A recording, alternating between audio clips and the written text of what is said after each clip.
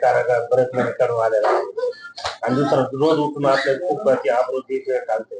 स्वर्गीय मुंडेसाठी आता वारसा मग सामाजिक असो या राजकीय असो फक्त माझी पंकुचा कोणी नाही. प्रकाश महाजनांनी पोस्ट केली नाही, कोणी काय करावं तो ज्याचा त्याचा अधिकार आहे, एक लक्षात घ्या. परंतु एक गोष्ट खरी आहे, वैचारिक मतभेद असू द्या, ज्या काय गोष्टी राजकारणात समाजकारणात चालतात त्या चालत असतात. ज्या माणसानं जो समाज उंचीवर न्याला, राज्यात ठसा उमटला, देशात ठसा उमटला, अशा माणसाच्या बद्दल आपल्याला आत्मीयता असली पाहिजे. संस्कारहीन छगन भुजबळने वागू नये. त्याच्या राजकीय स्वार्थापोटी एका जातीचे 4 तुकडे करायचं काम भुजबळने करू नये. कारण त्याच्या ते वयाला शोभत नाही. एकतर तो छगन भुजबळ ह्यो चुकीच्या दिशेनं चाललाय, त्याची वाटचालच चांगली नाही. त्याच्याकडे लोकच असे जमा केलेत त्यांनी की रक्तानं हात भरलेले, चोऱ्या करणारे, भ्रष्टाचार करणारे, गाड्या लुटणारे, दारू पिऊन लोकांना त्रास देणारे, कुठं पीक विमे खाणारे, सगळे भ्रष्टाचारी, सगळे गलिच्छ असल्यासारखे जमा केले सगळे. आणि त्यांच्या माध्यमातून ते सांगणार जी जात कणखर आहे त्या जातीचे नेते सुद्धा, महाजन साहेब, त्या जातीचे लोक सुद्धा, की म्हणजे तुम्हाला म्हणतो महाजन साहेब, परत ते दुसरे म्हणायचं आम्हाला म्हणलं काय, तर ते लोक सुद्धा म्हणतात हो भुजबळ साहेब जे ठरवते ती दिशा, ते घुरट सगळ्या दुनियाचं आणि त्याचं तुम्ही ऐकता. तुम्हीच कणखर आहेत ना स्वतः, तुम्हीच लोकांना न्याय देऊ शकता, दिशा देऊ शकता. त्याला म्हणतात ती दिशा ठरव, आणि त्यांनी तसली दिशा ठरायची. म्हणजे भुजबळ बीडला आला आणि भेद पसरून गेला, जाती जातीत भेद निर्माण करून गेला. अरे तुला हिनवायचंय का त्या कुटुंबाला, त्या परिवाराला? तुला असं म्हणायचंय का की ज्या माणसानं, त्या मोठ्या मुंडे साहेबानं राज्यावर देशावर ठसा उमटला, ते विचार त्या कुटुंबात पडले असतील ना, त्यांच्या कुटुंबातल्या सगळ्या लोकांना ते विचार ऐकले असतील, सगळ्यांना बघितलं असं. म्हणजे तुला असं म्हणायचं की ती कमजोर आहेत, हातबल आहेत, तुला हिनवायचंय का त्यांना? म्हणजे फक्त बोलायचं नाहीये, त्याचा अर्थ तेच आहेत.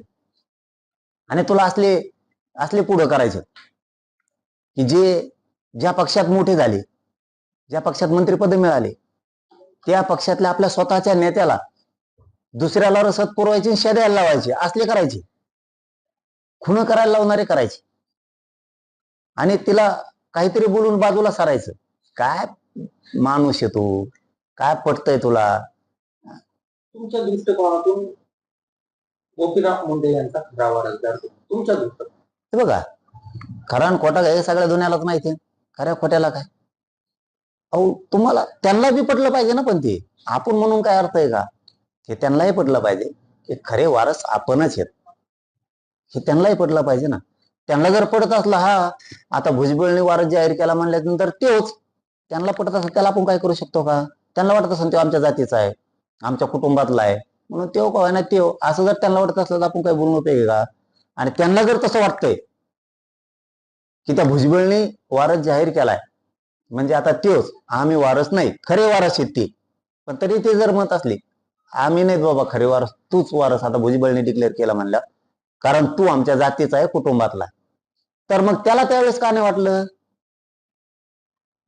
हयात असताना आपण इतका त्रास नव्हता द्यायला पाहिजे, इतका छळ नव्हता करायला पाहिजे, खाली मान घालून चालावं लागत असे वाक्य प्रयोग नव्हते करायला पाहिजे. मग तुम्हाला तुमचं मानतोय का? तर येतो तर नाहीये.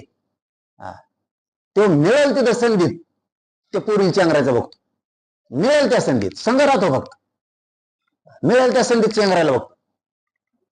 त्यांच्या समाजात लोकांना कळत नाही का नुसतं बोलायचंच कळतं, फक्त लिहायचंच कळतं, फक्त ते कळत नाही का की आपल्याला आपल्या जातीला उंचीवर नेणार आहे माणसाच्या पोरीला, खऱ्या वारसाला टोचणी दिली जाते, संगत राहतेत, टोचून बोललं जातं, हिनवलं जातं, हे कळत नाही का त्यांच्याला? त्यांच्यात दरी निर्माण व्हायला लागली, तेव करायला लागला, हे कळत नाही का? दरी तर त्यानेच निर्माण केली ना, तेच बोलत होता त्या टायमाला हयात असताना. तुम्ही जर त्याला तुमचं समजतात, त्याने तुम्हाला तुमचं का नाही समजलं? द्या मग याचं उत्तर. ज्याने आपल्याला मोठं केलं, आपली जात सगळी मोठी केली, आपल्याला प्रतिष्ठेत नेलं, राज्यात देशात दबदबा निर्माण केला, त्या माणसाला कितीतरी वेळेस खाली मान घालून चालावं लागलं. खऱ्या वारसाला कळत नाही काही. तरी ते खरा वारसा त्या सगळं झेंडू काय बोलावं आपल्यासारख्याने.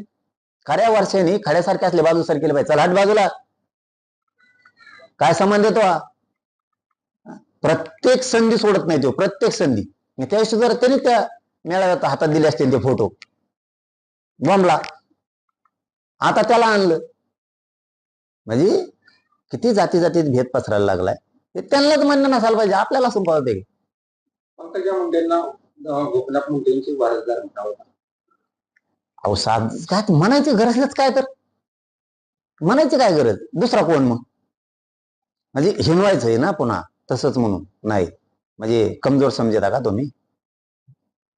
मी सांगितलं होतं मला, ते त्यांचा प्रश्न आहे, ते त्याचं बघते. पण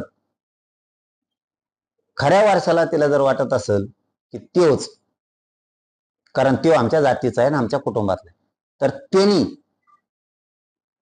त्यावेळेस का म्हणला नाही. आपल्या कुटुंबातले ते केंद्रीय मंत्री येतं, उपमुख्यमंत्री राहिलेले आहेत, आपल्या कुटुंबाला आपल्या जातीला मोठं केलेलं आहे, आपण त्रास देऊ नये. आणखीन संधी सोडत नाही तो, मिळेल तिथं चेंगरीतो, मिळेल तिथं चेंगरीतो. त्यांनी बी म्हणायला पाहिजे त्यांना, तुम्ही आमचे आहेत. गळ्यात हात टाकल्याने नुसतं बहीण बहीण मानल्याने होत नाही. आतून काड्या करायच्या बंदच नाहीत, फक्त समोरून दाखवतो आता आम्ही एक, संधी एक पण सोडत नाही. त्यांनाही कळायला पाहिजे ना, एवढं आपल्याला आपलं म्हणलेत. आपला बाप हयात असताना किती यातना भोगल्यात, किती वेदना भोगल्यात, हे त्यांना कळायला पाहिजे ना.